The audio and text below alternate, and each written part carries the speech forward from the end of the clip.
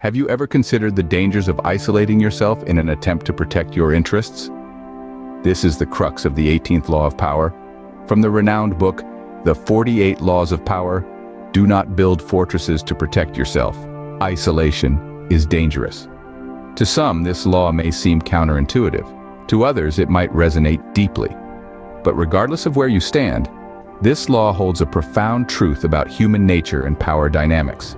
It touches upon our innate instincts to protect ourselves, our interests, and our secrets, often by withdrawing from the world around us. But is this isolation truly our savior, or could it be our downfall? If this piques your curiosity, then you're in for a treat. We're about to unpack this fascinating law in all its complexity.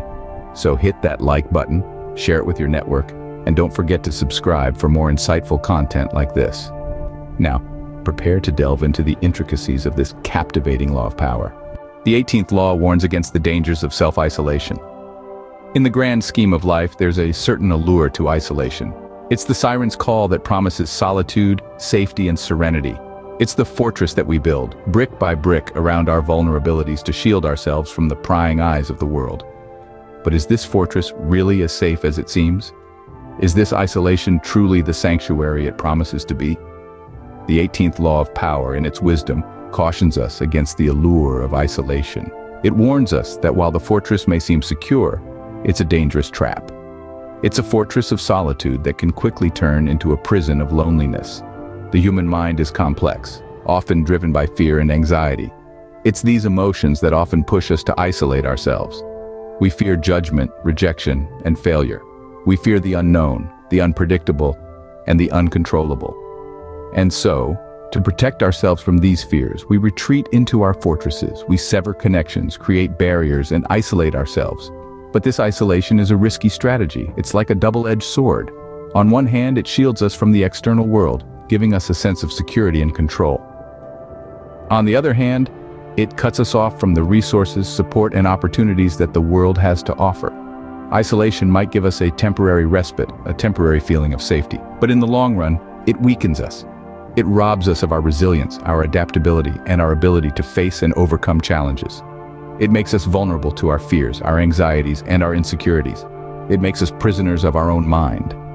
Moreover, isolation often leads to a distorted perspective of reality. When we're isolated, we're often left alone with our thoughts, our fears, and our biases. Without the input and feedback from others, our thoughts can become distorted, our fears can become magnified, and our biases can become entrenched. This distorted perspective can lead to poor decision-making, increased stress, and decreased mental well-being. So, before you start building your fortress, before you retreat into your shell, remember the 18th law of power.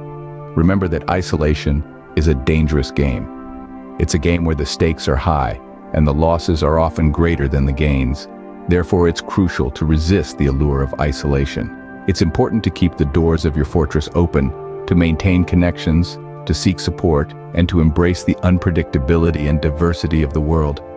So, isolation might seem appealing, but it's fraught with unseen dangers.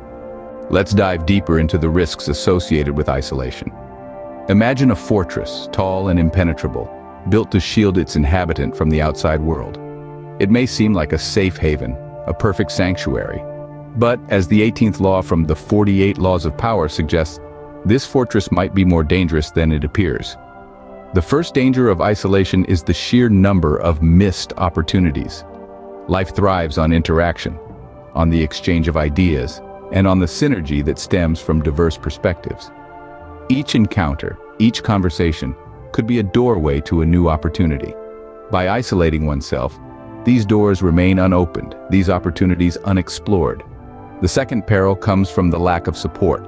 We are social creatures by nature, reliant on our communities for emotional and practical support. Isolation disrupts this natural support system. When challenges arise, as they inevitably will, the isolated individual stands alone, without the benefit of shared knowledge or resources. Then there's the vulnerability to threats. In isolation, there's no one to watch your back, to alert you to potential dangers. It's like being alone in the wilderness, exposed to every predator, with nowhere to turn for help.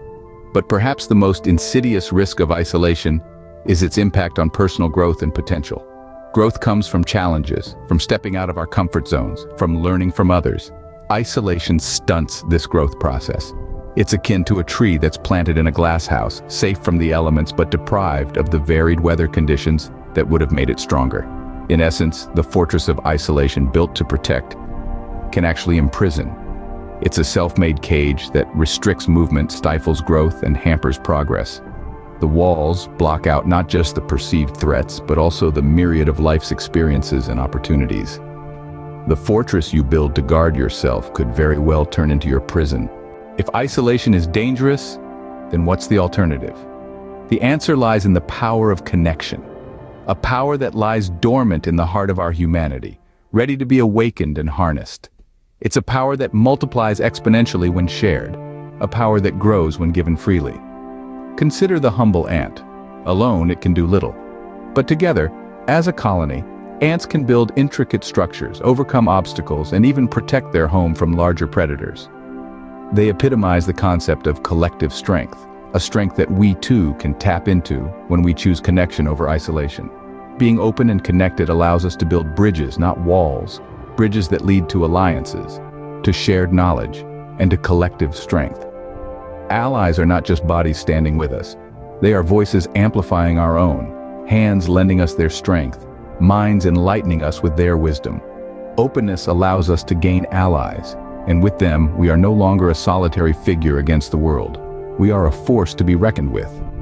Moreover, connection keeps us informed. In a world where information is power, isolation is akin to plugging our ears and closing our eyes. It's turning away from the river of knowledge that flows around us, a river that we could otherwise tap into. When we connect with others, we gain access to a wealth of knowledge, insights, and perspectives that would have otherwise remained beyond our reach. Lastly, in a world where challenges are complex and multifaceted, the power of collective strength cannot be overstated. Whether it's brainstorming solutions to a problem, building a business, or simply navigating the complexities of life, two heads are indeed better than one. And when we connect with many, our collective strength grows, enabling us to move mountains that we could never move alone. So let's embrace the power of connection, of openness, of collaboration. Let's build bridges, not walls. Let's tap into the river of knowledge that flows around us. Let's leverage our collective strength. Because the alternative to isolation isn't just connection, it's power. Remember, your power increases when you connect with others. Now, let's bring together everything we've uncovered about the 18th law. We've journeyed through the depths of this powerful principle, dissecting its layers and revealing its essence. The 18th law from the 48 laws of power warns against the peril of isolation, urging us not to construct fortresses of solitude, but instead to cultivate connections. We've seen how isolation can lead to danger, how it can leave us vulnerable, disconnected from the world's heartbeat, and blind to the shifting currents of power. Like an island in the midst of a vast ocean, isolation can leave us exposed to the stormy waves of uncertainty, without the protective shield of collective strength. On the other hand, we've explored the potent power of connection, how it fosters understanding, empathy, and mutual support, how it forms a network of allies, a fortress not built to isolate, but to protect, empower, and uplift. Remember, the most formidable fortresses are constructed not from bricks of solitude, but from bonds of unity. This law, like all others, is a tool, a guidepost on the path to power. It challenges us to rethink our strategies, to abandon the illusion of safety and isolation, and to embrace the strength found in connection. As we continue on this journey of power exploration, your support is invaluable. If you found this deep dive into the 18th law insightful, do consider supporting us. Like, share, and subscribe to our channel. Your engagement fuels our commitment to unveil the nuances of power, one law at a time. Remember, each law unraveled, each principle understood, brings you a step closer to mastering the art of power. So let's keep exploring, keep questioning, and above all, keep connecting. As we close, bear in mind the 18th law.